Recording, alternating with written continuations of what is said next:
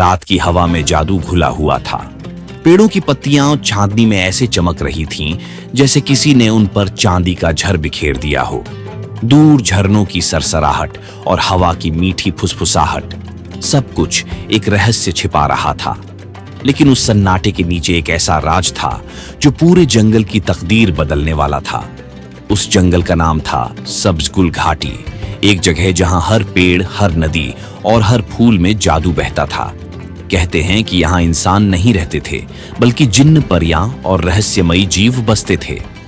यहाँ के पेड़ बातें करते थे, नदियां गीत गाती थीं और हर सुबह रोशनी मुस्कान बनकर उतरती थी। इसी घाटी के बीच में रहती थी एक खूबसूरत परी, नूरीन परी। उसकी आंखें सवेरे की ओस जैसी साफ थीं, बाल चांद की किरणों जैसे झिलमिलाते और आवाज में ऐसा सुकून था कि थका हुआ परिंदा भी चैन पा जाए। नूरीन का दिल इतना पवित्र था कि वह हर जीव की मदद करती, घायल चिड़ियों के पर जोड़ देती, मुरझाए फूलों को छूकर खिला देती। लेकिन एक दिन सब कुछ बदल गया। सूरज डूब रहा था जब आसमान पर काले बादल छा गए। हवा अचानक भारी हो गई और धरती कांपने लगी।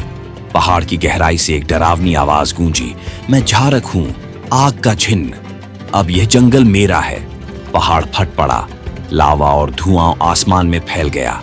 उस आग के बीच से एक विशालकाय छिन्न निकला, झारक। उसकी आंखें अंगारों की तरह जल रही थीं और उसकी चाल से जमीन हिल रही थी।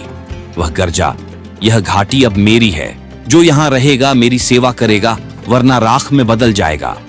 पेड़ कांप उठे, नदियां सूखने लगीं और जंगल में दहशत फैल गई। सब डर गए, लेकिन नूरीन परी शांत थी। उसने आसमान की तरफ देखा और बुदबुदाई, अगर वह ताकतवर है तो मुझे अकल से काम लेना होगा, न कि गुस्से से। अगली सुबह जंगल सूना था, फूलों की जगह राख थी, नदियों की जगह धुआं। नूरीन ने महसूस किया कि अगर वह अब भी चुप रही तो यह जादुई घाटी सदा के लिए मिट जाएगी। उसने अपने दिल में ठान लिया, वह उस जिन्न से लड़ेगी नहीं, बल्कि उसे बदलने की कोशिश करेगी। रात को वह चांदनी में उड़ती हुई पहाड़ की ओर चली। ऊपर आसमान में तारे गवाह थे और नीचे जंगल खामोश था। नूरीन ने आंखें बंद कीं और कहा, हे सृष्टिकर्ता, मुझे वह शब्द दे जो एक पत्थर दिल को भी मोम बना दे। और बस उसकी परों पर एक हल्की रोशनी उतर आई। वह जानती थी अब यह सफर आसान नहीं होगा, मगर उसने तय कर लिया था, मैं अंधेरे से नहीं भागूंगी, उसमें रोशनी ढूंढूंगी। झारक जिन्न ने जंगल पर शासन जमा लिया था। वह पेड़ों से छाया छीन लेता, नदियों को रोक देता और परियों को अपने आदेश सुनाता। उसकी हर बात में घमंड था। उसे लगता था कि ताकत ही सब कुछ है। एक शाम नूरीन परी उसके सामने पहुंची। झारक हंसा, तो यह है वह छोटी परी जो मुझे रोकना चाहती है। नूरीन शांत स्वर में बोली, मैं तुम्हें रोकने नहीं आई हूं झारक, मैं तुम्हें समझाने आई हूं। झारक गरजा, मुझे सिखाने की कोशिश मत कर परी, मैं आग से बना हूं, जो भी मेरे सामने आया राख बन गया। नूरीन मुस्कुराई, अगर तुम सच में आग हो तो रोशनी भी तो दे सकते हो। आग सिर्फ जलाने के लिए नहीं होती, गर्माहट देने के लिए भी होती है। झारक चुप हो गया। किसी ने उससे पहले ऐसा नहीं कहा था। वह गुस्से में बोला, तुम मुझे कमजोर बनाना चाहती हो। नूरीन ने जवाब दिया, नहीं झारक, मैं तुम्हें इंसानियत सिखाना चाहती हूँ। ताकत वही है जो दूसरों की रक्षा करे, न कि उन्हें डराए। कुछ पल के लिए हवाएं थम गईं। झारक के अंदर कहीं एक अनजानी हलचल उठी, लेकिन उसका अहंकार फिर जागा। उसने नूरीन को कैद कर लिया और बोला, जब तक तुम मेरी बात नहीं मानोगी, मैं तुम्हें कभी आजाद नहीं करूंगा। नूरीन मुस्कुराई, तुम मेरे शरीर को कैद कर सकते हो, मगर मेरे विचारों को नहीं।